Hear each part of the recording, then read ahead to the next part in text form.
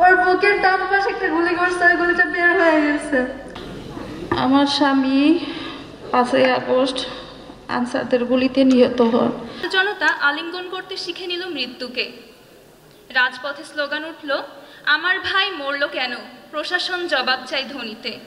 তারপর রাত 4:11 যখন বাজে, মানে ভোর রাত, তখন গাজীপুর সদর হসপিটাল থেকে আমাকে কল করা হয়। আমার নাম্বারটা, ওর আইডি কার্ড ছিল, ওর সাথে পার্স ছিল, আইডি কার্ড ছিল, কোনো কিছুই দেয় নাই, শুধু আইডি কার্ডটা দিচ্ছে। ওই আইডি কার্ডের মধ্যে জরুরি ফোন নাম্বারের জায়গায় আমার ফোন নাম্বারটা দেওয়া ছিল।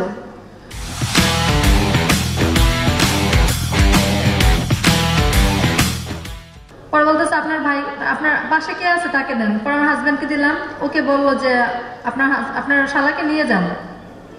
তখনই আমরা ওই ভোররাত্রে 5টার দিকে বের হই আরো লোকজন নিয়ে। আমি তখনও জানতাম না যে আমার ভাই আর পৃথিবীতে নাই, আমি ভাবছি হসপিটালে ভর্তি আছে। তারপর যাওয়ার পরে শুনে ওরা আমার ভাইকে তো মারছে, ওরা হসপিটালে ভর্তি করে না, কিচ্ছু করে না, ওরা জাস্ট ওইখানে অ্যাম্বুলেন্সে করে নিয়ে হসপিটালের সামনে আমার ভাইকে মানে রেখে ফেলে দিয়ে আসছে গেটের সামনে। আমার ছোট ভাই আমার ভাইকে ফেলে দিয়ে ওরা তখনই চলে আসছে, ওনারা দেখেও নাই কারা রেখে আসছে। তারপর আমি তো বলে যে আমার ভাইকে আমার সাথে দেখা করতে দেন। অনেকক্ষণ পরে দেখা করতে গেলাম। আমি যখন আমার ভাইকে টাচ করি, আমার ভাইয়ের আমার সবসময় শরীর গরম থাকতো, আমি ওর কত মাথায় হাত বোলাই গেছে। ওর মাথা যখন আমি হাত দিয়ে, ওর চুলগুলো পর্যন্ত বরফ হয়ে যাচ্ছিল, মানে ওর কি পরিমাণ কষ্ট দিয়ে মারছে। ওর বুকের ডান পাশে একটা গুলি করছে, ওই গুলিটা বের হয়ে গেছে। আমার ভাইয়ের হাঁটুর যে হাড়গুলো, ওগুলো দেখা যাচ্ছে। ওর রক্ত পড়তে ওর একদম হাঁটুটা সাদা হয়ে গেছে, বুকটা একদম ঝাঁঝরা হয়ে গেছে। আমি ওর টাচ করার পর ধরতে পারতেছিলাম না, এত ঠান্ডা হয়েছে। আমি অনেক আদর করে পালছি, ওর নামটা আমি রাখছি। আর আজকে তো 4টা মাস হয়ে যাচ্ছে, আমাকে কেউ আপু বলে ডাকে না, আমার মেয়েকে কেউ মামা বলে ডাকে না, আর কোনোদিনও ডাকবে না। ভাই হারাইছে, যে যেটা হারায় সেটার যন্ত্রণা সেই শুধু বোঝে। যে সন্তান হারাইছে তার সন্তানের যন্ত্রণা সে বোঝে। আমার একমাত্র ভাই, আমার আম্মু যে কথা বলবো ওই পরিস্থিতি নয়, থাকলে আমি এখানে নিয়ে আসতাম। এই জন্য আমার আশা, আপনারা সবাই আমার ফ্যামিলির জন্য দোয়া করবেন, আমার আব্বুর জন্য দোয়া করবেন, আমার ভাইয়ের জন্য দোয়া করবেন, যেন ও জান্নাতের মুখে পৌঁছতে পারে। আল্লাহ যেন ওকে জান্নাত নসিব করে। সবাই ভালো থাকবেন। আমার স্বামী 5ই আগস্ট আনসারদের গুলিতে নিহত হন। আমার 3টা বাচ্চা, আমার মাথার উপরে ছাদ ছিল উনি, আমার সেই ছাদটা এখন নেই। আমার ছোট মেয়ে মাত্র 2 বছর বয়স, এখনো হয়নি। প্রতিদিন মোবাইল হাতে নিয়ে কানে নিয়ে বলবে, বাবা তুমি আসো, আমার জন্য চকলেট আনো, চিপস আনো। কিন্তু আমার মেয়েকে আমি কোনো জব দিতে পারি না। আমার ছেলেটা মাত্র 8-7 বছর বয়স, ও বোঝে না বাবা হারানোর বেদনা। আমার স্বামী দেশের জন্য শহীদ হয়েছে, সবাই ওনার জন্য দোয়া করবেন, উনি জানি জান্নাতবাসী হয়। সবাই আমার ছেলে মেয়েদের জন্য দোয়া করবেন, আমি জানি ওদের মানুষের মতো মানুষ করতে পারি। আমার শ্বশুর শাশুড়ির পাশে জানি আমি সারা জীবন থাকতে পারি। আপনাদের কাছে, সবার কাছে এটাই আমার দোয়া। ভালো থাকবেন সবাই। আসসালামু আলাইকুম। আমার একটি মাত্র ছেলে,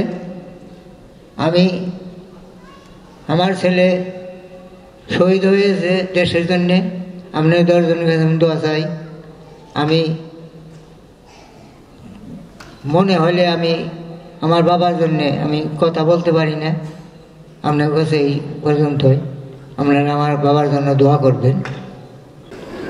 কিছুক্ষণ আগে আমাদের মঞ্চ থেকে বিদায় নিয়েছেন 2 জন শহীদের স্বজন।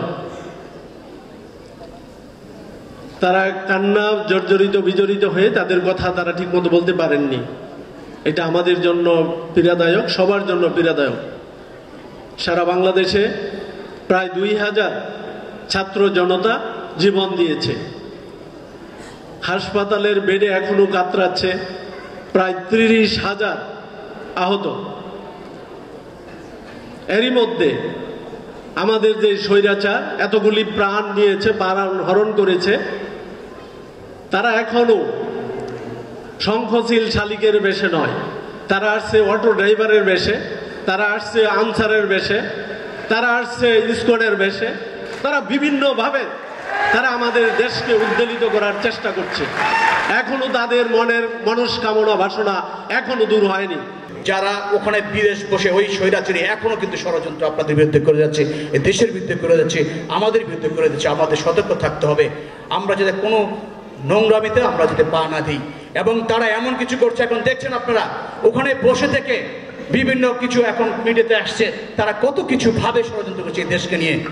এই বিপ্লব যদি ব্যর্থ হয়, এই বাংলাদেশ ব্যর্থ হবে, আমরা ব্যর্থ হবো, আপনাদের রক্ত ব্যর্থ হবে। আজকে আমাদের যে মুগ্ধ এবং সাইদের যে চেতনা নিয়ে আমরা এই আন্দোলনে আমরা সবাই সক্রিয় ছিলাম, আমরা তাদের জন্য আজকে কায়মনবাক্যে বাক্যে পাঠ করছি, তাদের আত্মা যেন শান্তি পায়, তারা যেন ব্যস্ত নসিব করে আল্লাহ। আর যাদেরকে আমরা আহত অবস্থায় পেয়েছি, আল্লাহ যেন তাদেরকে অন্তত আশু রোগ মুক্তির জন্য আমরা দোয়া করছি এবং তাদের নেক হায়াত কামনা করছি। এখন আমাদের আবার প্রতিজ্ঞা করতে হবে যেন আমাদের এই দেশ গঠনে, বৈষম্যহীন সমাজ গঠনে, বৈষম্যহীন একটা জাতি গঠনে, বৈষম্যহীন আমার এই বিশ্ববিদ্যালয় গঠনে আমাদের সক্রিয় ভূমিকা আবারও পালন করতে হবে। আপনারা জানেন আমাদের বিশ্ববিদ্যালয় বাংলাদেশের,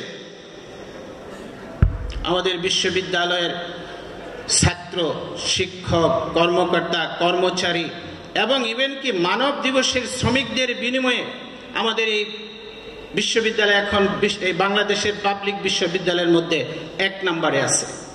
অনুষ্ঠানে ওনাদেরকে সম্মাননা জানানোর জন্য অনুরোধ করছি।